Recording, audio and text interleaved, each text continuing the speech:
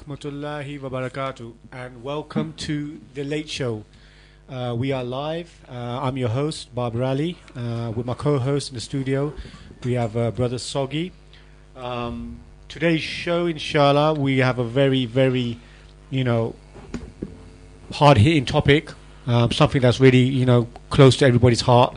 Everyone's got an opinion about it. Most people don't know too much about it, but we still have concerns.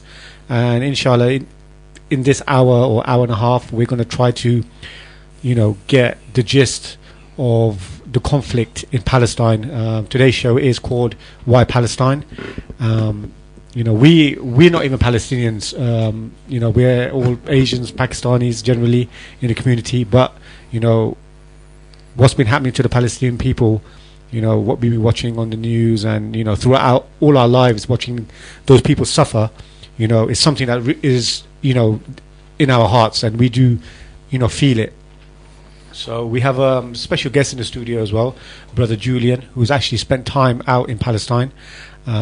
He's a strong sympathizer to the Palestinian cause. And, we'll get to know him, a lot in the show. So Soggy, before we get to Julian, what does Palestine mean to you and the conflict there? Sonic, bro. Me, I'm going total ignorant and naive on this one. To me, I want to learn about it, especially from someone who's experienced it firsthand. We're the Late Show, and we discuss and we bring in people that with issues that concern our community, and this has been in the pipeline for months, and mashallah, we've been trying to get the right kind of person to get the feel, of what it's all about. For someone that's been there, you can't get more real than that. So. That's right. Like you said, everyone's got an opinion about it. Everyone thinks they know about what's going on. Correct. But it's all about what we read and see. That's on correct. the TV or in a book or in the newspaper or whatever. But they portray what they want you to see. Exactly. There's more to it than meets the eye. So this is why this brother's been selected to come in. To be there on the front line, to experience it, to see. It's gonna be the real thing. It's not if and buts and whatever. Not so.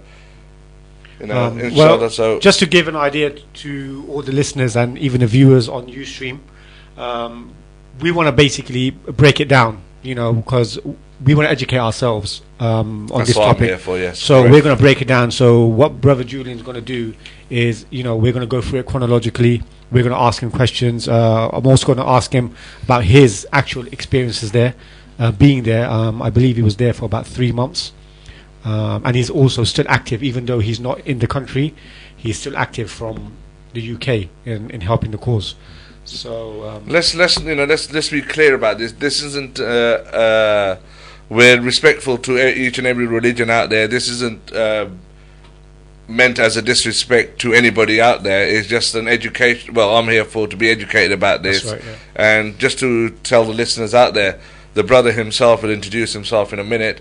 I'm just highlighting the fact that he is not a Muslim, so this is not anti whatever you want to call it, anti-Semitic show. Yeah, it's an open debate stroke live experience from someone who's been out there. We refer to anybody and everybody as our brother, so this is one we just want to clear up. And just to touch up before we go to the brother himself, I just want to say thank you to Khalid Ismail for the great show last week. Absolutely great feedback, tremendous. And inshallah, the brother will be back in the near future after we've been and visited his gym, and etc. So shout out to Khalid for his bit last week. I got a few other shout outs with a few brothers and incidents, but that'll be later on. So stay tuned for that. So without any further ado, if you want to introduce the brother. Yeah, just before we introduce Julian, I just want to give out, any relevant contacts. We won't be taking any live calls. The reason for that is because, we want to give Julian the airtime to say his piece. The show, we don't want to drag it on for 2 hours or 3 hours. We want to keep it to about hour and a half, and just let him say his piece. But if you do want to get involved, you're more than welcome to. But by text message only, please. I'll give the text message out sorry, text message out. The text telephone number out. It is 07909567527. I'll repeat that again. It's 07909567527.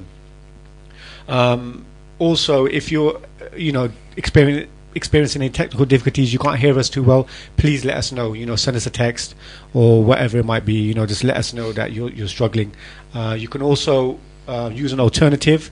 Instead of the One Ummah live stream, you can use TuneIn on your smartphones. You can download that, and that's quite reliable, using TuneIn for your iPads or iPhones or Androids or whatever you're using. The stream address is oneummahfm.co.uk/live listen, so you can catch us there. Social networks, we're on social networks. You can catch us live on Ustream. You can watch us. It's Ustream/channel/The Late Show 95.6 FM. You probably find us quite easy there. We're on Twitter as well, but we're not using that at the moment. Instagram, we're on there. We're on YouTube. We're on Hulkshare. And we've even got an email address, and all this marketing is all down to Yasser Ali. He's been doing an excellent job marketing the show. He's very passionate about it, and as everyone might have gathered, very organised. He doesn't miss a beat. So without any further ado, how are you doing, Julian?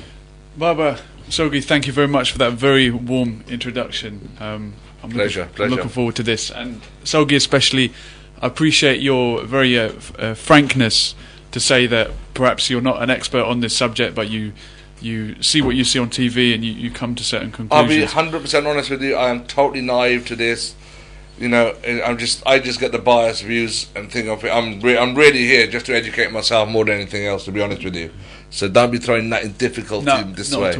I'm more intrigued to listen to what you got to say, to be honest with you. Well, I think, in my preparation for this show, a couple of nights ago, I spoke to the average man in Reading, and he knows who he is. You might know him as well. Okay. And we had a little chat. Young Muslim guys from the Reading area, and the subject of Palestine comes up, and the immediate reaction is often, of course we're with the Palestinians, we know that. But when you ask them why, that's where things become a little bit more vague, and some people say things like, so-and-so, it's the Jews this, it's the Jews that. You mentioned anti-Semitism already. That's going to be a key word that I'm going to come back to as we progress through this chronology. Can you break down to an average listener what that is? Well, what does it mean to you to be anti-Semitic? Bias towards a certain religion.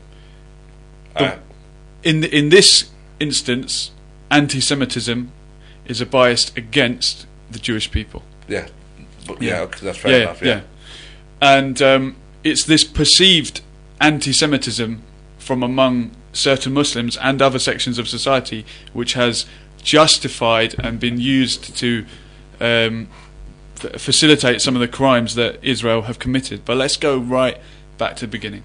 Let's go back over 100 years to a time when the area known as Palestine was under the Ottoman Empire, and a movement in Europe began in Europe called Zionism. Sogi, what is Zionism? What do we mean by this? Have you heard of it? Yes, but we're live on air. I know. I don't want to say anything that comes back. Have a guess. And I'm sorry to put you on the spot, but I think these are important questions. Yes, I'm like I said, I'm totally naive to all this. Zionism to me is a sect which has taken over a certain, let's say the land here, without, what's the word? Have settled on a place which does not belong to them. Yeah, absolutely. Well, that's what the purpose of the Zionist movement was, which began in the late 19th century. A guy called Theodor Herzl, who was an atheistic, secular Jew. What I mean by that is he didn't practice his religion, he didn't believe in God. He was Jewish in the sense that he was from a Jewish heritage, and he wanted a homeland for his people. It was more of a cultural thing for him. Not in a religious sense. And that Zionist viewpoint of there needing to be a Jewish country only for Jews was a minority viewpoint among Europe's Jewish people at the time.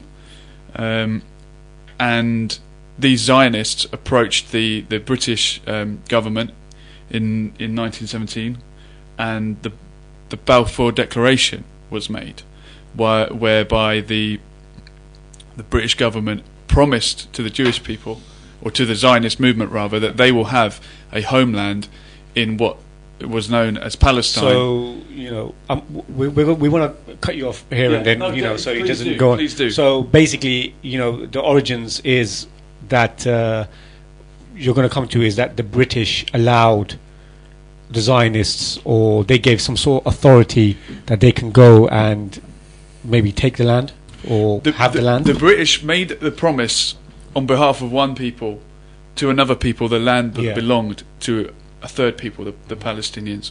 But as I said, going back over 100 years, that region was under control of the Ottoman Empire, under the Khilafah, the Muslim government, if you will, and the Muslims were more united than they are now.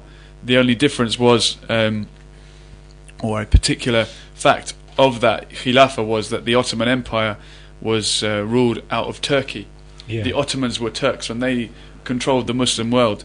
And when the Turks sided with the Germans in the First World War around the same time, the British and the French made the Sykes-Picot Agreement, which was a deal that should Britain and France rather win the war and defeat the Germans, they will carve up the region of the Ottoman Empire between themselves.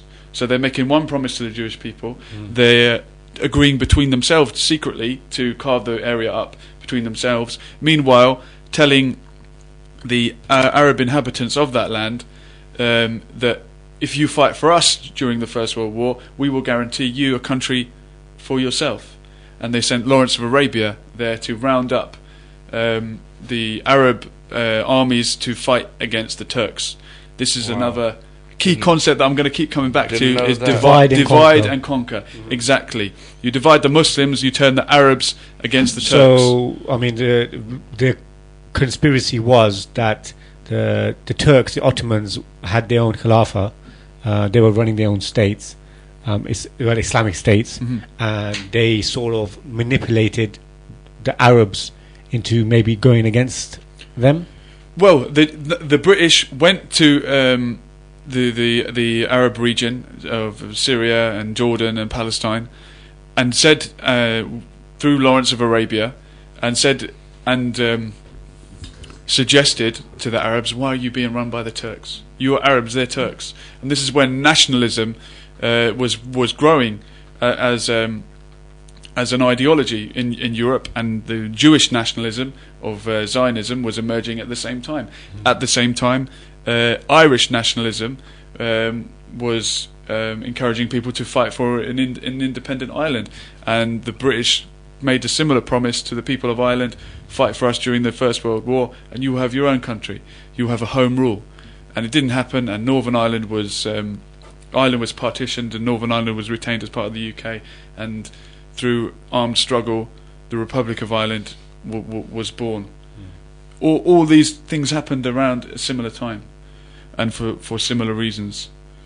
But when the war was finished, and the British took control of Palestine and what was known as Transjordan, beyond the River Jordan, which became the modern state of Jordan, and the French took Lebanon and Syria.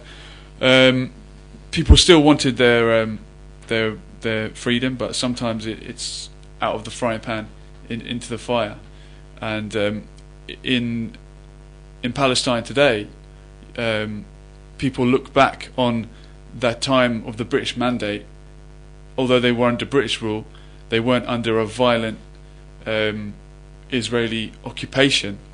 driving them from their land, and they actually look back on it as good times. And in Nablus, where I did stay for a couple of months teaching English, there's an old red post box like you used to get in England with the Queen's emblem on it, and this is regarded as like, if only it was as good as it was back then. We didn't have our freedom, but we weren't being massacred and driven out of our land in the way that we are now.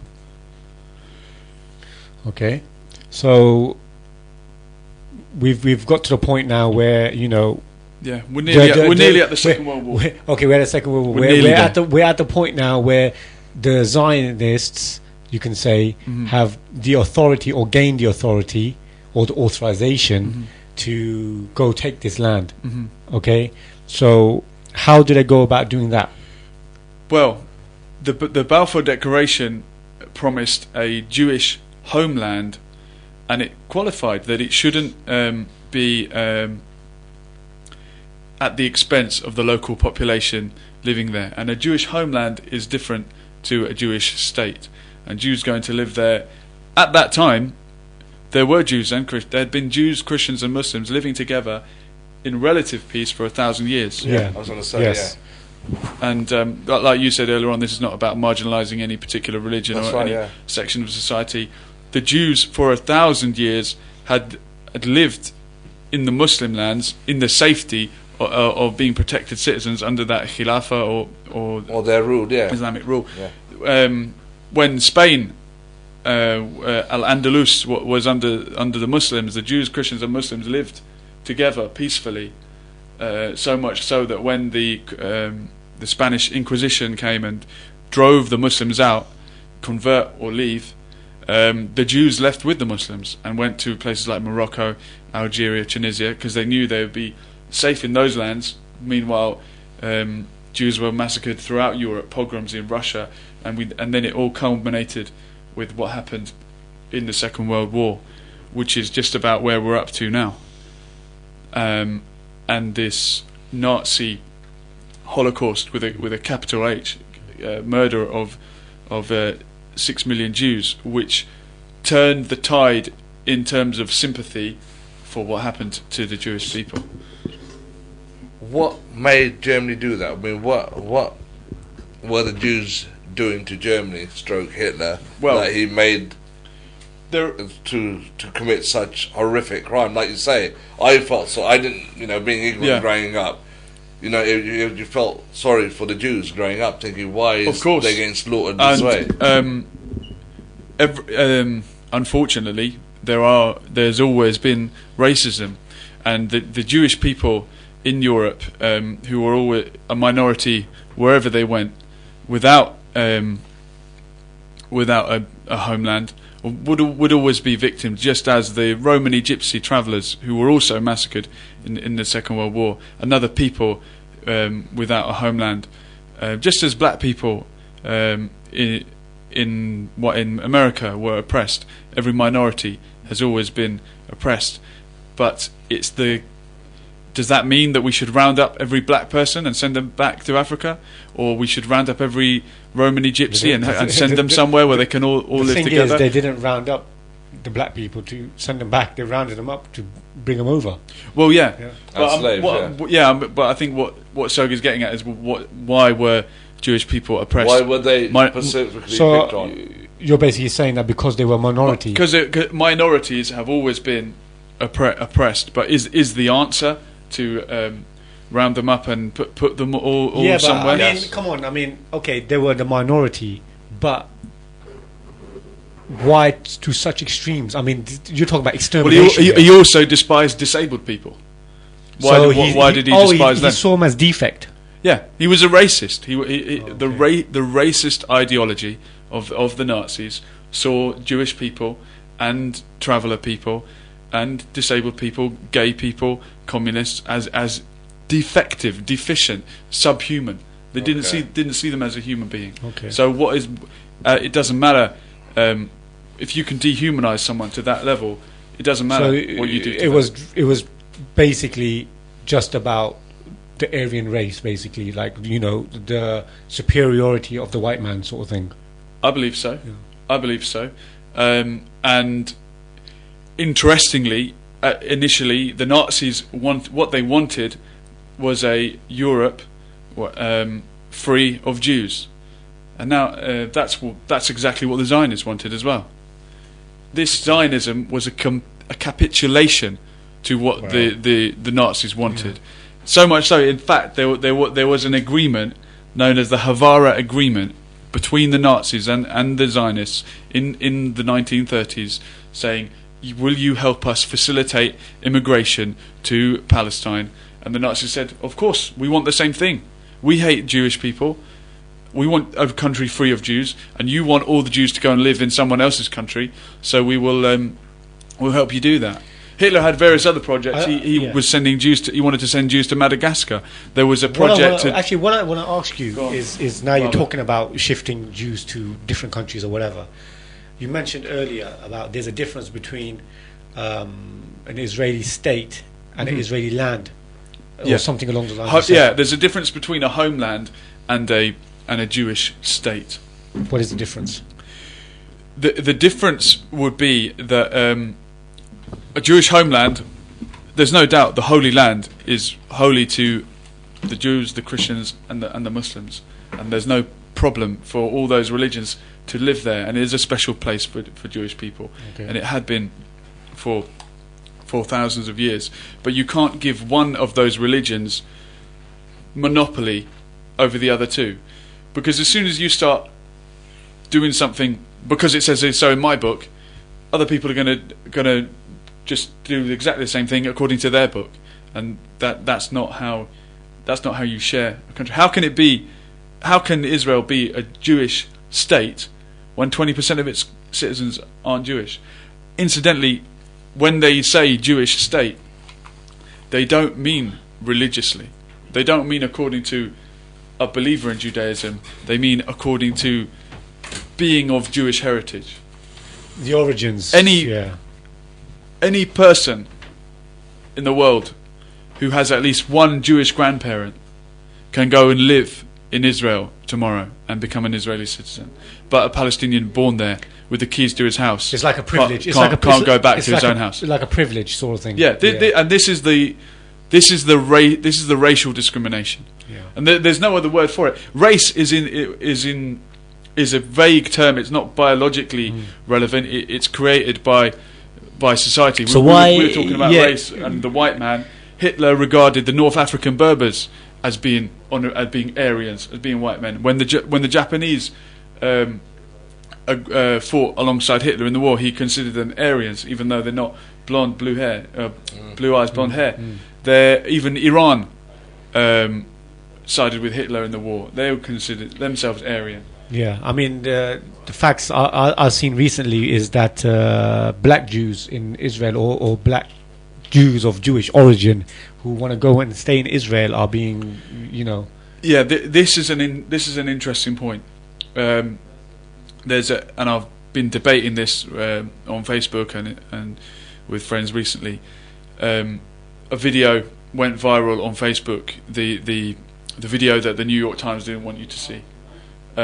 About there's black Jewish people going back to Israel. That's right. It's one issue, and there's also asylum seekers from other parts of Africa going to Israel, and of course they're being treated badly. There's people having rallies saying, "Go back to Sudan. We don't want black people in our country." And this video's gone viral because the New York Times didn't want you to see it, but you have seen it. And my reaction was, are you surprised that a country born out of a racist ideology that we've been talking about might mistreat asylum seekers when it's been massacring the native inhabitants of that land for over 60 years? The Israelis that went there to occupy Palestine, they are the immigrants, and they have rounded up the local inhabitants and bucked them out. And as I said, are the Israelis worried that the Africans are going to do the same to them? Could be. On the other issue of, as you said, about black Jews returning, so-called, to Israel, the Falasha, the Ethiopian Jews who've lived in Ethiopia and preserved their heritage for thousands of years, they're probably the ones that didn't make it through with Moses. They've been in that land for thousands of years, and they're more Jewish, I would say, than the atheistic European white settlers that went there. They've been coming to Israel over the years. Some of them were so-called rescued from a famine in the 80s, picked up, plonked down into Israel, didn't know where they were, didn't speak the Hebrew that they spoke, but probably knew their religion better.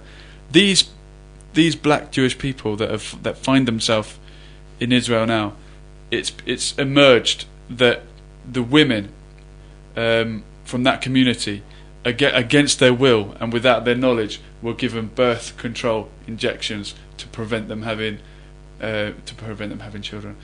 This is the kind of eugenics that you might think that went on in Nazi Germany, but that's happening today in the so-called only democracy in the Middle East, which is certainly not true. But the thing is, there is racism everywhere. Every country with a minority has minorities, unfortunately, and it's wrong, undergo racism, and foreigners to a country undergo racism. But there is a unique situation unfolding in Palestine, in that the inhabitants, or not the inhabitants of Israel, but the people living in the land occupied illegally by Israel, are being segregated, are under apartheid, are living behind a wall to keep them separate from the other race. That's the difference. Yeah. Well, you pretty much covered that bit. In regards to the land now, okay, why wasn't the Jews or the Zionists or whatever you want to, have them be, why were they authorized to take that land? Why couldn't they go to another land, a vacant land maybe, and start building from there? Because if they didn't have a land, and if they say that God promised them a land, I mean, the world's huge. You can go into some land and start building. Why specifically? Why specifically? My answer to that question is, why do we give in to racism and admit, you know what, Jewish people can't live among the rest of us. Let's round them up and put them. Dump them somewhere. Put them somewhere. That to me is a disgusting racist ideology, and no wonder the Nazis. It must have been music to their ears when they heard that there's this movement that wants to get all the Jews, round them up, and put them somewhere. They must have thought, good, we won't have to look at you because we consider you to be subhuman, which is another disgusting racism. But I know what you're getting at. I hear what you're saying. You're saying about, that's unfair to say that go dump them some barren land and let them be. Okay, all right. Let's say that is unfair, but the way they went over and took that land, I mean, how can you justify that in any way? The lie that was told by the Zionist movement was that this was a land without people, for a people without land.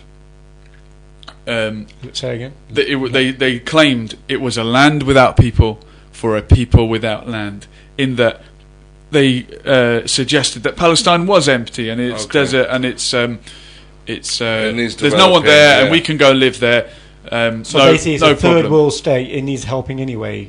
Yeah, it's empty, and in fact, the Zionists they report So someone that went there to investigate the situation there, they described it as, yes, well, there's a few blacks there, that's their words, but for them there is no value. As it doesn't matter. We can, no problem.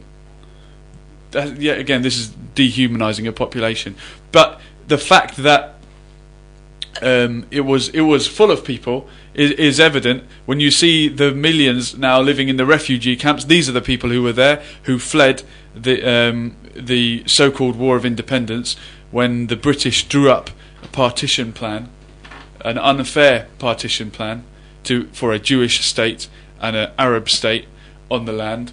When the Jews were the Jews, they were Jewish people. The Zionist movement were given 56% of the land when they were under a third of the population. No wonder the Arabs rejected it. And when the plan got rejected, the Zionist movement took it by force with a terrorist campaign, where groups like the Ergun gang and the Stern gang exploded the King David Hotel, murdered British soldiers and hung them in the orange groves. Okay, so basically what you're saying is that they wanted to integrate into Palestine. They wanted to integrate. They wanted to eliminate the local people, exterminate, or just get rid of them. Okay, but forgive me if I'm hearing you wrong. Yeah, no, go ahead. Right. You said to me that, let's go back. You said to me that it was unfair to dump them somewhere and let them be. They had to integrate into somewhere. Yep. Okay. For them to use force, as they did they say that we weren't allowed to integrate, so we had to do what we had to do? Well, Britain. What was the Palestinians' stance on this in the beginning? Okay, obviously they had warnings that, look, this is going to happen, or this is going to happen, or whatever. What was their stance in all this? Did they give an invitation and say, okay, you know what, the Jews of Europe, they've got nowhere to go, they're more than welcome to come over here? I mean, I don't think you can ever conclude what a people as a whole might have thought. It's one thing to receive refugees. When the Jews were suffering in America and Germany and Poland during the Second World War, Britain turned its back on them. Didn't want to help them. Nobody wanted these people, these immigrants, and those that fled to after the Second World War, many of them didn't want to go to Palestine. Many wanted to return to their homes, homelands. Yeah, and it was in the interest of the Zionist movement following the Second World War and the Holocaust to stampede the Jews of North Africa and other parts of the Arab world into the newly found so-called Jewish state. But Sogi, you want to come in there? Yeah. My understanding of Palestine is the birthplace of Christianity and most of the religions, and I thought it was populated anyway. I mean, when you said they promised people that it was an empty land, so to speak, I find that very difficult to believe. It was a lie. You shouldn't believe it. And the evidence is in what happened. How can they actually say that it was an empty land? Because it was it was in the 1900s. They must have known the history of that land. Yeah. Known that the Crusaders went there. My point exactly. Yeah. The Muslims ruled it. There were so many wars there. How can they actually come to a conclusion? It's a barren land. Let's go. Look, I've got, as you can see, I've got several books in front of me, and brushing up on my history as we came in. The Ethnic Cleansing of Palestine by Ilan Pappy, an Israeli academic who is spot on the topic. He outlines how the project was always about having to clear the land of the people, and the operations were known as purifying operations, cleansing the land of the people. They knew there were people there. They knew they would always have to get rid of them. Get rid of them. Just needed someone to do that dirty work for them, basically. Okay, let's get to that now. The decisions made. How do they go to that land, and how do they take over? Well, who's backing them? They've got, obviously they've got backing. They've got support somewhere as well. They've got to have some kind of support, or were there enough masses of them to just so-called walk in and take everybody out? The people always suspect that Britain facilitated this this tragedy, and certainly they are the authors of the tragedy by promising the land to that people.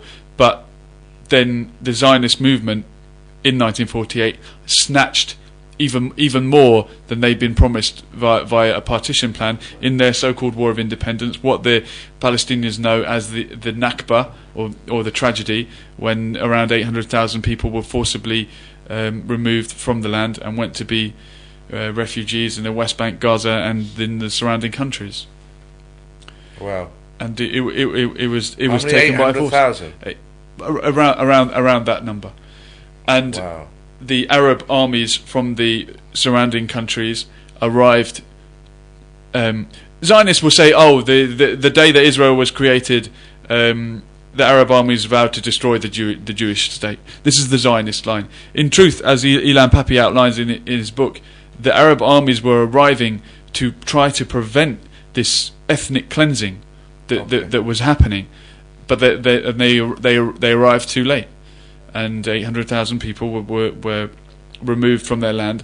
And I want to come to a point on divide and rule. There were a variety of ethnic groups living in Palestine at the time. There's a variety of religions, Jews and Christians. Another demographic, you've got Bedouin people. Bedouins are the nomadic tribesmen who travel around. There's Druze, who are a small sect, like an offshoot from the Shia, you could say. And also Circassians, who are the descendants of soldiers brought by the Turks to the region from the Caucasus. And as these Jewish militias were roaming through the villages, Ilan Pappy, he points out that when they would come to a Druze village, or they would come to the Bedouins or the Circassians, they would try and make a deal with these tribesmen. He describes it as an oath of blood, or a treaty of blood, as if to say, look, if you guys join with us, fight with us, facilitate our creation of this Jewish state, we're going to give you a home for it. We'll give you a place in the future. And some of those communities did actually agree to that, and to this day, and like you said earlier on, this is not against any community or any particular ethnic group. It just highlights the role of divide and conquer. And there's still a lot of Bedouins do serve in the Israeli army. They're Muslims. Under Israeli law, a Muslim doesn't have to serve in the IDF. Jewish people do have to. That's a racially segregated law as it is. But the Bedouin community often they serve in the Israeli army. Well, Israeli government probably doesn't want Muslims in the army because they probably don't trust them anyway. But if you've got a minority group on your side, and this is like the British turned to the Arabs and said, "You're Arabs, why don't you fight against the Turks? You're Bedouins, why don't you fight against the others? That's right, or you're Circassian, you're Druze." So anyone can be bought. It's corrupt. It doesn't matter. But Muslim, Jew, the guy who shot Tom Herndl, a British volunteer who'd killed about 10 years ago, shot dead trying to protect Palestinian children. He was shot by a Bedouin soldier with a Muslim name. So it doesn't matter, Jewish, Muslim, Christian, whatever it is, right is right and wrong is wrong. But at the end of the day, I mean, a lot of people they just want to eat, and if you've got Bedouins or poor individuals, it's a case everywhere. I mean, in Afghanistan, it happens, where certain minority groups, took sides, against certain individuals, and it happens everywhere. Yeah. Well, Pappy points out, and I'll read from his page, tragic consequence of their defection was the Druze troops became the main vehicle for the Jews to carry out their ethnic cleansing of the Galilee. It's an area in what was Palestine. Their alliance with the Zionist movement has inexorably alienated the Druze from the rest of the Palestinians. So to this day, because of what happened, the Druze community are now discriminated against or not seen as part of the wider Palestinian community. But that, as I said, back then... Well, would the Palestinians really accept those minority Bedouin groups that turned against them and sided with the Israelis or the Jews or the Zionists, whatever you want to call them? They wouldn't. Well, no, they wouldn't. That's why. But this is another classic case of divide and rule. I mean, that to them is selling your soul. I mean, if you think about it, that is what it is to them. It is, and Ilan Papi mentions that another sect, another group, the Christians, often the Zionists would try to make similar agreements with the Palestinian Christians when they were doing these clearances, and the Palestinians rejected it. The Christians, Christians, Muslims lived together in that land for 1,000 years. They were both Palestinian. They couldn't be bought. Oh, they wouldn't sell out. All right. Okay, I mean that's the general, gist of it. Mm-hmm. What we want to get at is obviously it's been oppressions for how long now? It's since 1940. Well, 1948 was the Nakba. Yeah. But as we said already, I don't think that's the starting point. This plan was set in motion in 1917 when Britain promised the land. Of course, way before that. Wrongfully. But the action took place in 1948, right? So let's move forward now. Obviously, there's been so much oppression happening. Palestinian land is just getting smaller and smaller. What is happening out there now? I mean, you was there. Tell us a little bit about your experiences there. Okay. Well, can I come to? Go on, sir. Sorry, Rob. Your experience will come to. Yeah. Later on, this is just a background we're just touching on at the moment. A couple of texts have come in, so let me just touch on them. Don't want to miss out to people that are listening. Keep interacting with them. Question from Mr. Julian. What is the attitude of Jewish minority that lived in Palestine before Zionist movement towards the state of Israel? Many thanks, Sophia. Thank you for your question, Sophia. Okay, thank you very much. Well, I have been stood outside the Israeli embassy protesting when Israel had been bombarding Gaza, and I've stood shoulder to shoulder with Orthodox Jews who reject the state of Israel and the so-called Jewish state.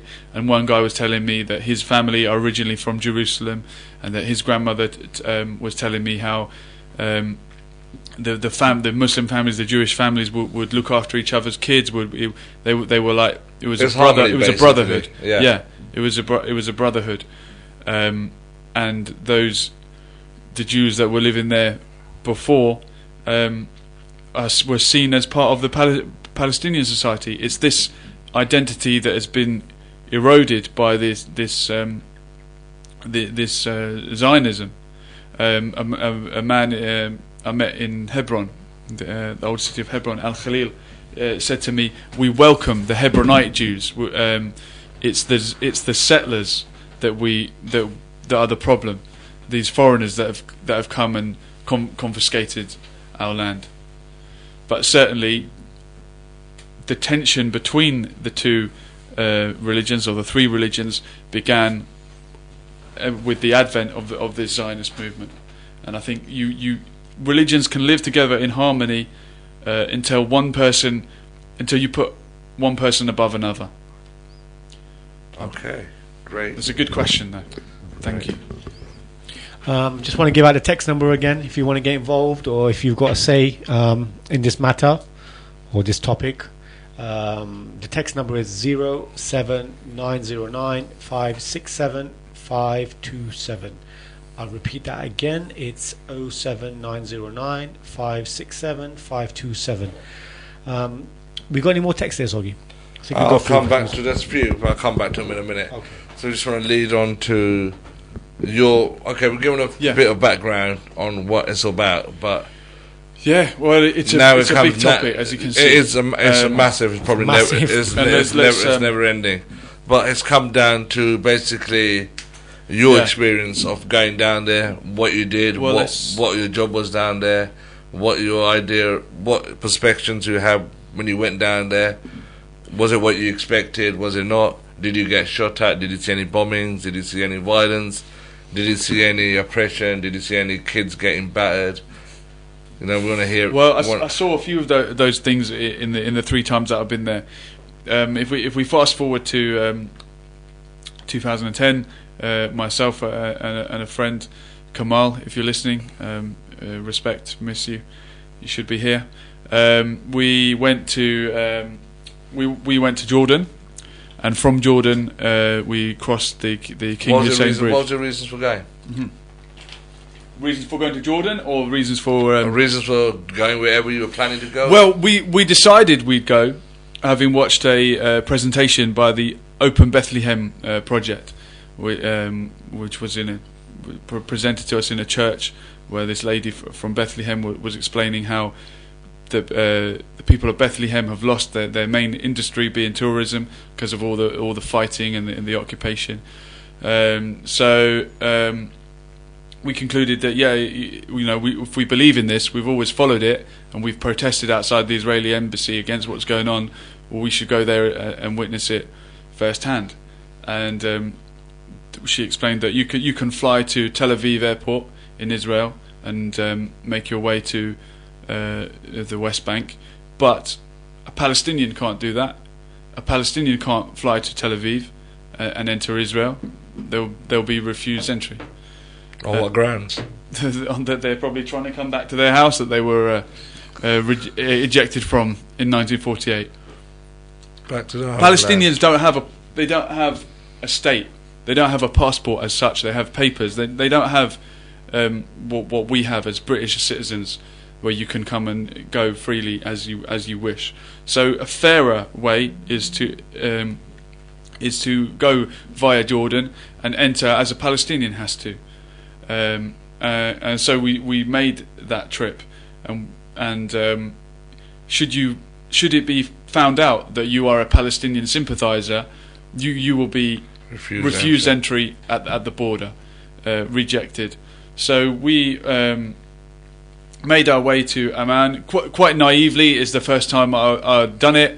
I didn't really know what to expect, but we'd been told, don't make it clear, don't wear your Palestinian t-shirt or whatever, kufiya, with I love Yasser Arafat t-shirt, whatever it is. So we made our way, and we were separated straight away.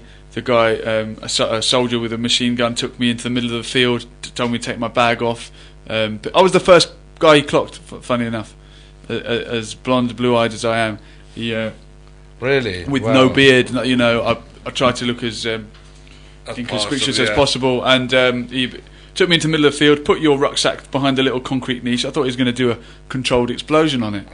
And what's in there, what was this and that. He'd taken my friend Kamal elsewhere. We were now being questioned and cross-referenced. Okay. How do you know each other? What does he do for a job? This and that. And every person that was being detained for a long time was visibly Muslim. So there's the discrimination is happening before you've even arrived. And should you enter the West Bank through that border, you're going to get an Israeli stamp in your passport, which will make life difficult going to certain countries. But you can ask to have it done on a piece of paper. Yeah, what's that about? I've heard that before. Lebanon, Syria, the Muslim countries, basically. A lot of Muslim countries, for a good reason, don't want people that have gone to Israel, so-called, to enter their country. Okay. Not least because sometimes it's IDF soldiers murdering people in Dubai with fake passports, but whatever. Because those countries don't, like Syria never signed a peace agreement with Israel, so you can't enter Syria with an Israeli stamp in your passport. But you can't visit Palestine without an Israeli stamp in your passport. So you can ask to have it put on paper, which I did. Kamal asked the same question. His passport was taken away for about 3 hours. We were detained, waited, and against his will they stamped his passport just to screw him over, because he's got a Muslim name, and if he wants to go back to his home country, it's going to be difficult. But so what? It's a small price to pay to enter Palestine. And then we went, and we stayed in Bethlehem. We saw Church of Nativity. We went to Al-Quds. We saw Masjid al-Aqsa, and we came to Hebron, Al-Khalil, the city of Abraham's grave, which is a heavily occupied city where the settlements, the settlers, the Jewish settlers who have been illegally transplanted into the land, in a war, live above the Palestinians. They live literally in blocks built above their homes, and there's parts of Hebron which are completely segregated and no-go areas for Palestinians. and we went to visit the grave of Abraham. Myself, another guy we met out there, English Christian guy, and my friend Kamal, and we were questioned by soldiers as we were entering the How old is that Jewish grave? side. How old is that grave? Well, how old was Abraham? Yeah, I guess it that's must the be thing. 3,000 years ago. 3,500. And it's maintained, is it? It is well, I'll tell you how it's maintained actually when we get in, when I get to that part of the story. But outside, we were questioned about our religion. I said I'm a secular person, I don't follow any religion, and the other guy said I'm Christian, and then Kamal said I'm Muslim. Not thinking anything of it, just answering the question. Yeah, just being and naive. All of a sudden, there's bickering in Hebrew, and he's being grabbed and wrestled by a guy with a machine gun and dragged out of the area. For real? Yeah, absolutely. And he's being compliant, aggressive, nothing. Grabbed by a soldier with a machine gun and dragged off. Yeah, just because he answered that question with Muslim. And I said, well, you wait 5 minutes. I'm just going to see the Jewish grave. So up I went, up the stairs. Me and this Christian guy went, put the cap on our heads, and we saw the Jewish side of the grave of Abraham. It's split. This is the segregation. This is real apartheid. Wow. The Jewish side, and you could see through the bars through into where the grave is, and it's still covered with the Muslim embroidered carpet or whatever it is, covering it with Arabic writing, and I can read. Where it's been preserved by the Muslims for 1,000 years, centuries. And it's so sad to see that when these two religions are meeting in something that they share in common, there's bars between them.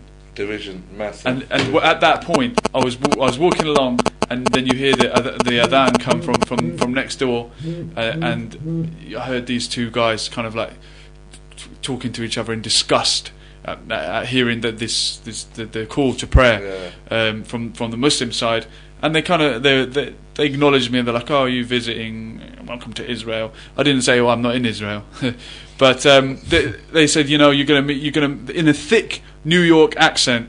They said to me, "Yeah, you're gonna meet a lot of people here. They're gonna tell you that this is their land, but they're visitors. This is our land. This is our land, and anyone else here just visitors." And with ignorance, arrogance, with a New York accent, they're telling me that Palestinians that have been here for 2,000 years are centuries. They're a visitor. They're the intruder, which to me that just strikes me as ridiculous. Wow. You're listening to 95.6 FM, One Umar, Reading's Community Radio. This is the Late Show, presented by myself, Sergeant, and Brother Barbara Ali. We have Brother Julian with us. I'm just, again, fascinated with what he's got to say. Well, to me, this is the best part, the personal, he's telling it as he experienced it firsthand, what it means to be a Muslim or a Jew in Palestine. So, gosh. I mean, Hebron is certainly a flashpoint where you'll see the aggressiveness of the occupation, and I think we need to explain what I mean by settlers for a minute. Before that, is what you experience on one side of the border, do you think is happening to the non-Muslims on the Muslim side, or are the Muslims treating visitors with a bit more respect than what you? That's a good one. Are there Jews living in Gaza and places like that where it's predominantly Muslim areas? Look, the Jews that were living in Gaza until 2005 were settlers, and this is why I need to explain what I mean by settlers. Settler, yeah. What is a settler? Can I go to a question? Yeah, first? go on. Take a question. Okay, just a quick little question. A lot of people say that there's a huge difference between the Jewish and Muslim quarters in Jerusalem. How true is this? Right. The Jewish and the Muslim quarters in Jerusalem, you've got the so-called the Western Wall, where the Jews come and pray. The so-called Wailing Wall, where the Jews come and pray, which they regard as being the wall of the temple of King Solomon, which was destroyed, and that they're hoping to rebuild it one day. That's the Jewish side, and on the other side of that wall, you've got Masjid al-Aqsa and the Dome of the Rock. So the difference is, well, there's the wall between them, and people say that there are Jews that wish to rebuild their temple, and in order to do so, they need to dismantle the Masjid al-Aqsa because it's built upon the site of where the temple was. Julian, what is the biggest life lesson you have taken away from your time spent in Palestine? From Sana Ibrahim. Wow, Sana Ibrahim, who I met in Palestine. Meeting you, Sana. But also learning... He says that with a twinkle in his eyes. Learning that that I think you can go somewhere and not understand it, or you could find out about it and never having gone there. But if your research on a subject like Palestine, if you see that there's an injustice there, the least that you can do is speak out against it. And I met Sana when I was teaching for Project Hope in Nablus, and one of the guys there at the end of our talk, at the end of our stay there, he gave a talk and he said, "Look, now it's up to you to go and tell people what you've seen. Mm-hmm. Speak out against it. That's the least that you can do." Yeah. And I'll finish with what action we can actually take physically. Okay. You want to go to another question? Yeah, go for it. Keep on coming. By the bucket load here. Having been to Palestine, how easy was it for you to return for the second and third times? And how have your experiences changed your views? Have your experiences changed your views and beliefs on the whole situation in Palestine since your visits? Naf. Okay. The second time was the easiest time to enter because I went alone without any Muslim friends, with a British passport, and the only questions the only funny look I get is about my middle name. But why did the Muslim friends want to go with you? Were they naive, or was it just a little?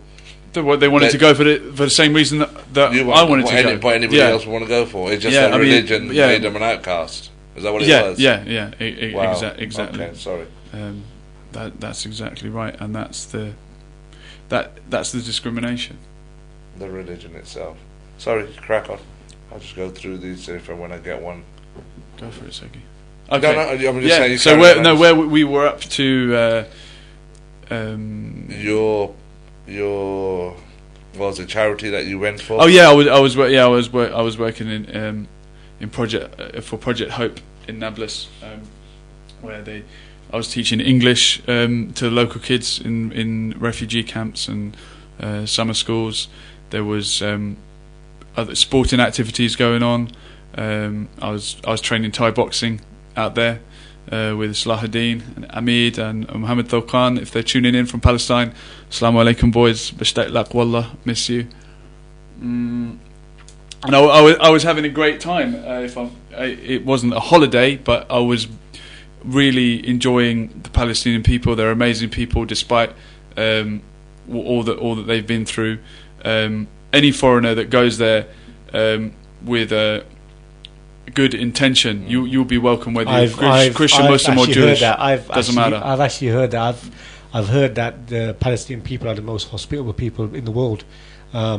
They'll invite you to their house, and they might only have a packet of biscuits in their house, and they've probably got a family of 6, and they'll give you the pack of biscuits. You know, these are the sort of people Absolutely. they are. These are the sort of people they are. Yeah, and I've heard these sort of stories from numerous people. You know. Well, I think we need to explain what I mean by settlers and settlements, because I've mentioned it a couple of times. Why is it the settlers are so aggressive? The settlers, they seem more aggressive than anything. I mean, every time I see them, they're just angry. The settlers that are in the West Bank are there.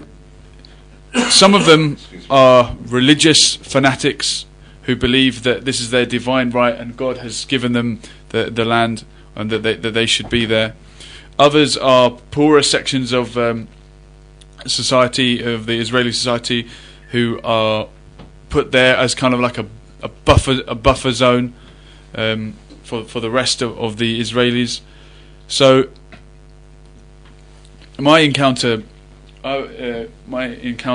with settlers in the West Bank, for example, I was back in Hebron in 2011 once again, and there's a street that is completely sectioned off, where local Palestinians cannot enter, Jews only. The only country in the world today, the only place in the world today where you find roads and buses for one particular race is happening in Palestine. You know what this reminds me of? Sorry to cut you off. It's apartheid, isn't it? It's exactly. That's what it reminds me of. It's exactly apartheid, which is why another book I've got here from Jimmy Carter, Palestine, Peace Not Apartheid. Jimmy Carter, former American president can acknowledge what you've just acknowledged. This is exactly apartheid. There's no other word for it. That's right. That's exactly. And this street in Hebron, which is no-go area for Palestinians, as a British citizen, I can walk down there, no problem. And I was with an American. Well, do you have to wave your British passport? Well, I had it in my hand, but I'm saying, how will they know where you're from or what you're about? Well, I was with an American friend with American passport, Thawab, if you're listening, you remember this, and she's visibly Muslim. She wears a scarf, and this was like a red rag to a bull to settlers in Hebron. And we walked through the street with passports in hand, and bunch of kids, about 13, 14, emerged and began throwing rocks at us, and rocks were flying past my head. And there's a soldier standing there right in front of me, watching it happen. And I'm trying to explain to these guys, I'm trying to engage them in conversation in English. I said, "Do you speak English? Why are you throwing rocks at me?" But it's clear they regard us as other or visibly Muslim, and that's it. You're not welcome. And if you're a sympathiser in any shape, way, or form, then you'll get treated the same, isn't it? Maybe so, but to me, I think they were just prejudging on the fact that my friend looked Muslim. Oh, okay. That was it.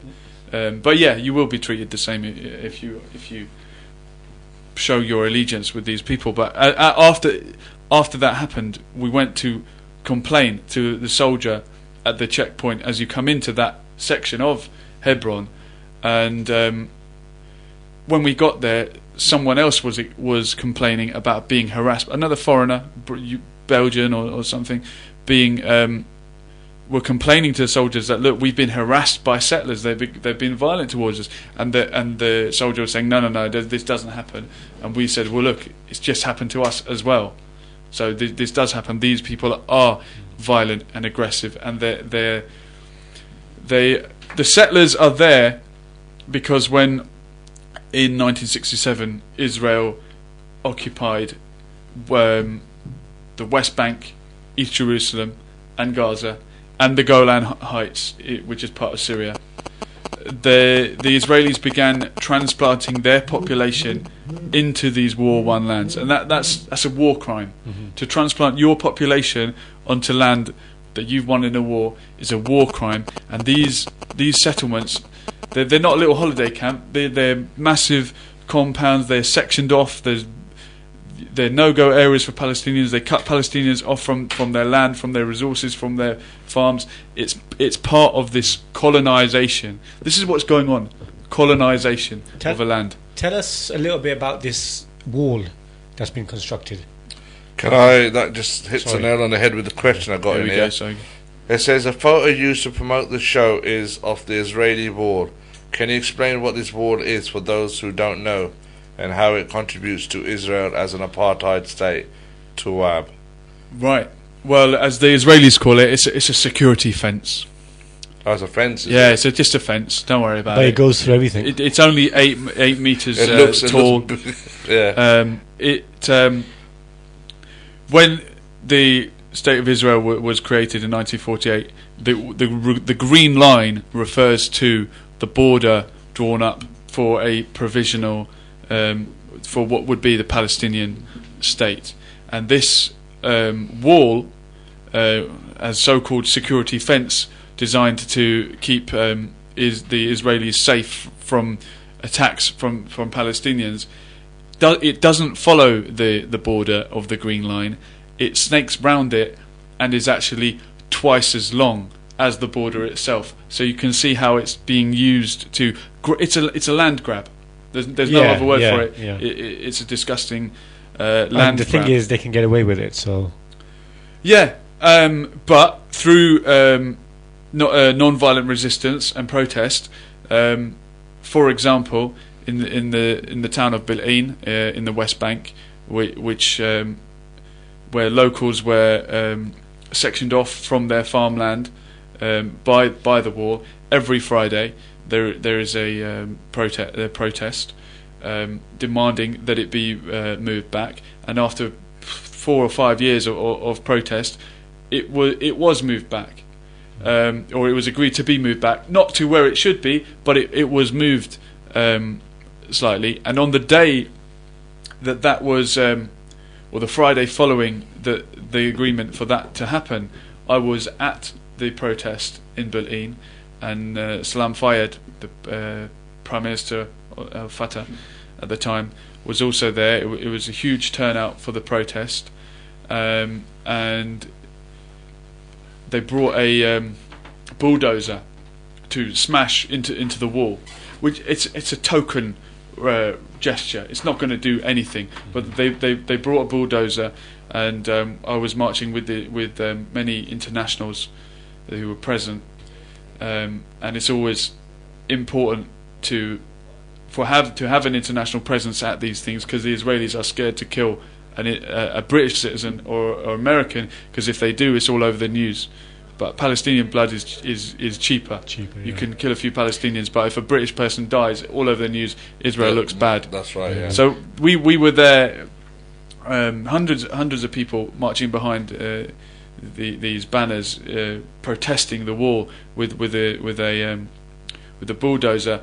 The bulldozer was up the front before I knew it. Before it even got near the front of the or not with even 100 meters of the wall, the Israeli soldiers had shot out the wheels and had started firing tear gas. And there was chaos everywhere. People were running. People had been killed by a tear gas canister. It's like a rugby ball made of metal with gas coming out of it, spraying everywhere. And in the commotion that was kicking off, I was retreating. I was really scared, and I was overcome with the smoke, and I was trying to hide behind a tree, and I was bent over double, I was choking. I couldn't breathe, and some guy put his arm around me, and he had a bag of onions, and if you smell onions, it you can smell it, and it makes you realise that you can breathe again, and it counteracts the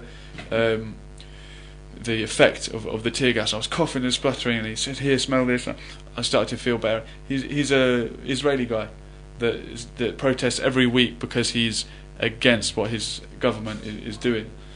Tell us a little bit about the struggle Palestinians are going through with employment, with feeding their families, the daily struggle that they have to go through, even doing simple things like going to, a hospital for their kids, or, doctor checkup, all these scenarios, things that we take for granted, and for them it's a huge struggle every day just to do the simplest things. Yeah. Okay. The West Bank is riddled with checkpoints. That's all you hear on the news. West Bank, Gaza, West Bank. I mean, if you were to break it down, the West Bank is the West Bank of the River Jordan, which is the eastern side of the Palestinian territories, Okay. and the other enclave to the southwest is the Gaza Strip, which is completely locked on both sides and under siege. Nothing. Israel control what goes in and what goes out. People are tunnelling under just to get food in from Egypt. The struggle in Gaza, where I haven't yet been, there's certainly is more impoverished. It's the most densely populated place on earth. 25 miles by 3 miles, 1.5 million people. So the poverty there is certainly to a greater degree than in the West Bank. Hence why there's more support for more militant groups in Gaza, such as Hamas and Islamic Jihad, as compared to the West Bank, which is controlled by Fatah, who are. It just goes to show. It just goes to show when a human being is struggling to eat. You know, when you get desperate, you turn to extreme measures. Well, you turn to rebellion. Yeah, you know, and you want to rebel. That's the first thing you want to do to get what you are entitled to as a human being. Absolutely. You know, so absolutely. There's that, and also not too long ago, there was an imam, a former imam of Masjid Al-Aqsa. He came actually to Reading, and I was there, you know, to listen to him, you know, for the brief time that he was here. Just a few words that he said, and he said something that, you know, was really saddening. He said that the farmers who grow the crops like olives and whatnot, what they do is they harvest all year round, and just as everything ripens and, you know, their stocks filling, the Israelis are coming to take it, and then they got to wait a whole year for, you know, their crops to grow again, and then to get the olive branches or whatever it is, you know. You know, this is a reality of what they're going through. So basically, they're working for free. I mean, they'll harvest all year round. As soon as their crops are ready, so they can get them together and sell them, they'll get taken away. Yeah, I mean, and the war has been on the people and their land and their what they can cultivate. Driving through the West Bank at night, you will see fields on fire. The settlers have set alight. To destroy. And going back to the wall that we were talking about, I mean, this wall has no limits. It's like breaking through everything. So, you know, it's going through people's lands, through people's homes. I mean, it's just bulldozing everything in its path as they're building it. Yeah. I mean, have they finished building, or is it still going on? I believe it's concluded, and it's now all the way around the West Bank. Someone text in, correct me if I'm wrong on that one. But yeah, it's twice as long as the border, and it eats into the land. Okay. All right. Well, what we're going to do is we can't fit all this into one show, so, you know, we will wrap it up pretty soon. And what we'll do, you know, in the future, inshallah, we'll have you back on again, and we can, you know, always bring awareness to this topic. It's a topic that's not going to die in the near future, so, you know, we'll always be discussing it. We've got a question there on the Ustream as well. Actually, someone was saying that yes, Palestine is a conflict, and if anyone wants to help, what can they do that will actually make a difference? Or, you know, what can they do, really? This will probably be a good conclusion for tonight's show. What can we actively do? It's all well and good sitting here crying about it, and if you're religious, if you want to pray about it, you're welcome. What can we actually do physically other than speaking out about it? In 2005, Palestinian civil society collectively made an agreement signed by 108 organisations from within the Palestinian community itself, calling on the world to impose boycott, divestment and sanctions upon Israel in the same way that the world boycotted apartheid South Africa. And that's the word we mentioned earlier, Sogi, apartheid. This is what it is, and what was done before was to completely boycott that country, make sure that Israel is known to be a pariah state in the world. That means not buying Israeli goods. That means things like the under 21s European football championships shouldn't be happening in Israel. People should be objecting to this. They shouldn't be hosting that kind of sporting event. Cricketers in the 80s wouldn't go and play football in South Africa Yeah, because it was yeah. cricket rather. Cause Well, it was I mean, you racist, reminded me of something. A couple of West Indian entity. players, yeah, I believe it was 5 West Indian players. They actually went to South Africa when it was banned, and Yeah. these players were in their primes. I mean, they were. I think it was Colin Croft. Mm-hmm. I believe he was devastating bowler. He could have had a serious career, and he went there. And when they went there, they all got banned from the sport. They were banned from the sport. Yeah, because the world turned their back on them because that's not acceptable. That's right. So So basically, what you're saying is that when it comes to Israeli goods, anything to do with Israel or supporting Israel, we have to try to, as little as possible, avoid it as much as possible.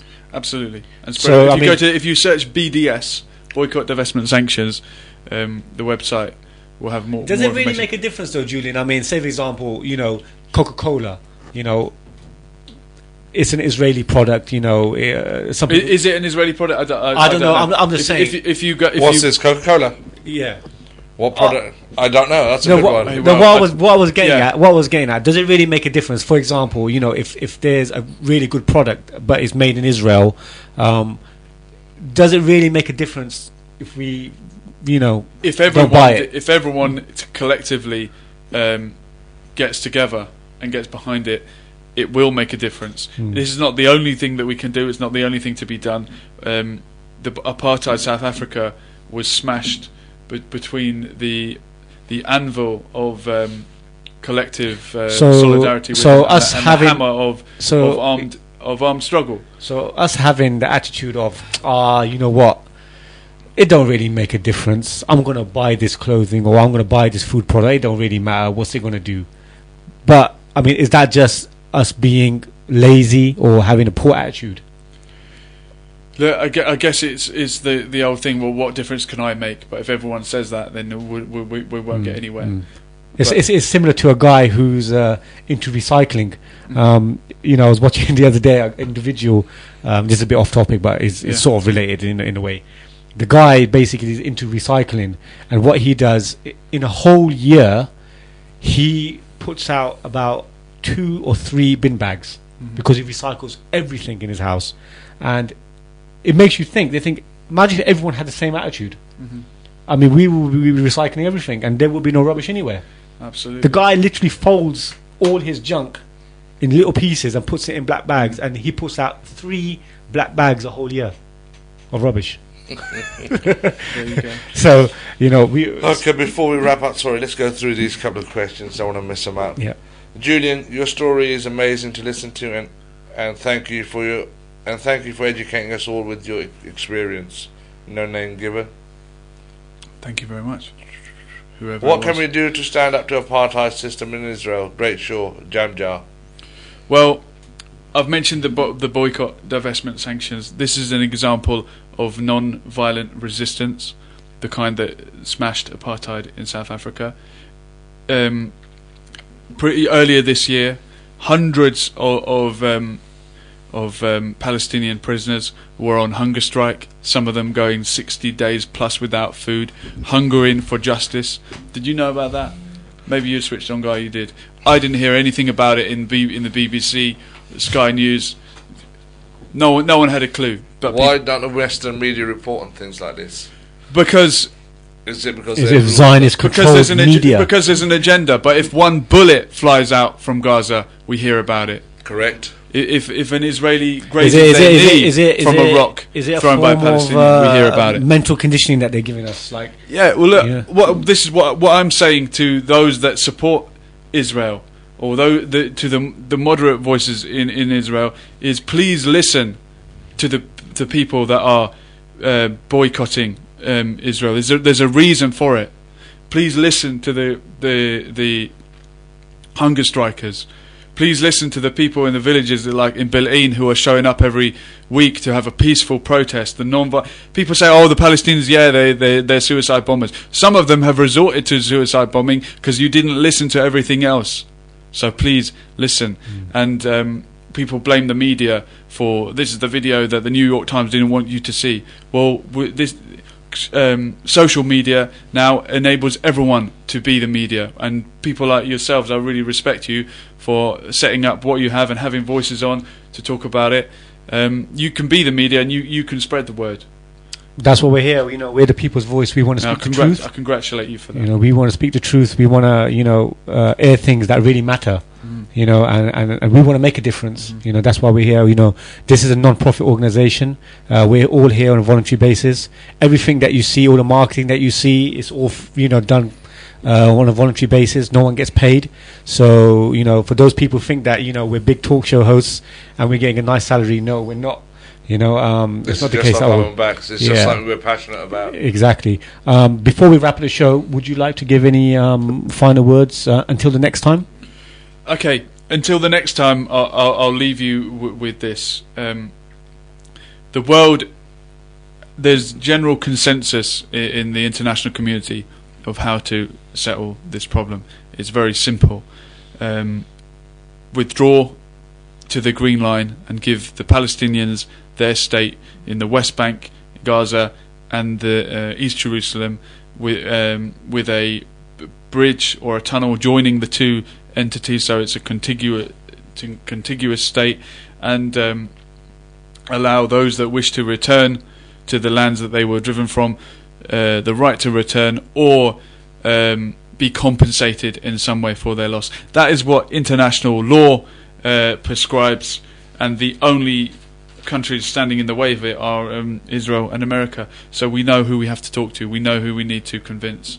And BDS campaign, please Google it.